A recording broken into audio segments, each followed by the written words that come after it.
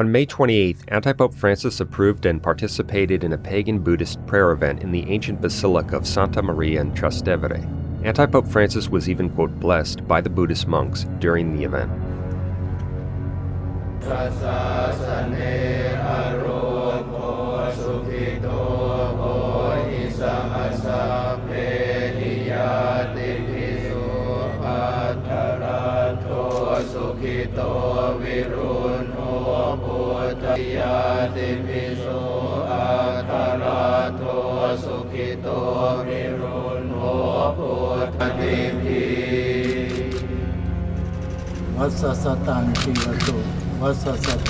This is one of the worst things Antipope Francis has done, and that's saying quite a lot. This basilica is one of Rome's oldest churches, dating back to the 4th century. We will see why that's significant. It's said to be the oldest church in Rome dedicated to the Blessed Virgin Mary. Buddhism is a pagan non-Christian religion that leads people to hell, not to heaven. The recent act of Francis was certainly not his first statement or action with regard to Buddhism that was tantamount to heresy or apostasy. Like other pagans, the worship of Buddhists is false and idolatrous. See Psalm 95:5 and 1 Corinthians 10:20 concerning how pagans worship demons, not God. To allow such pagan worship, or to participate in it in any way, is mortally sinful and has always been condemned by Catholic teaching. It's an act of apostasy. On May 27th, the day before the pagan prayer event, Antipope Francis met with a delegation of 100 Buddhist monks. He told them that, quote, we can only be saved together, with no mention, of course, that they must give up their false religion and convert to the Catholic faith to be saved. To tell the Buddhist monks that we can be saved together, without telling them that they need to accept the true faith of Christ and give up Buddhism, is equivalent to teaching that they can be saved as Buddhists. It's a rejection of the Catholic dogma that no one can be saved without faith in Christ and the Catholic faith.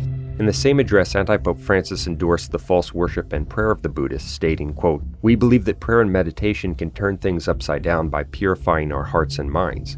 And, quote, I am very pleased that you will pray for peace tomorrow in the Basilica of Santa Maria in Trastevere.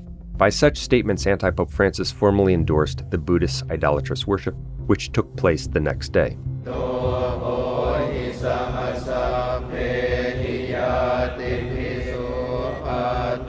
Francis even bowed his head to receive their demonic, quote, blessing and participate in their false worship. That is active participation in pagan worship. The Catholic Church has never allowed Catholics to take part in non-Catholic worship of any kind, let alone pagan worship. Francis's latest act of apostasy proves again that he's not the Pope, but an apostate antipope. The Catholic Church teaches that heretics, since they are not members of the Church, are barred by divine law from the papal office. Francis was never the Pope, and the current situation in Rome was prophesied, as our material explains. Indeed, those who obstinately remain in communion with this notorious heretic and apostate faker, that is, Antipope Francis, deny the Catholic faith. Such a person joins himself to heresy and paganism. By the way, Francis's endorsement of Buddhism comes from the teaching of Vatican II itself, a false council, and it's found in the false teaching of the other Vatican II antipopes, such as Paul VI, Benedict XVI, and John Paul II.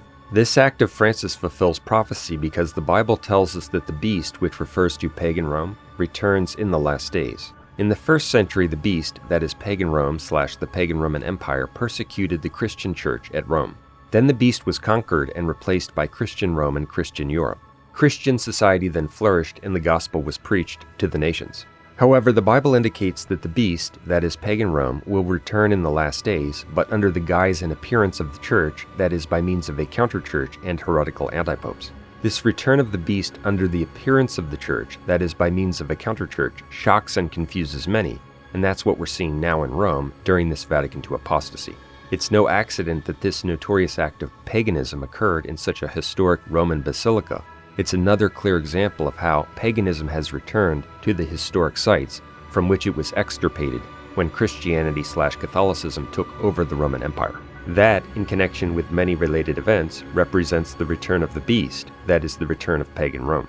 In fact, during a restoration of the basilica under Pope Pius IX, after scholars identified the faces of pagan idols on the columns of the basilica, the Pope had those faces hammered off.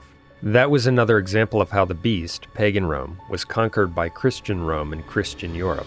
But now, in the final days, paganism has returned to those very places from which it was removed, in accord with prophecy. However, the Catholic Church still exists, but it's not the Vatican II sect of Antipope Francis. The true Catholic Church has been reduced to a remnant in the final days.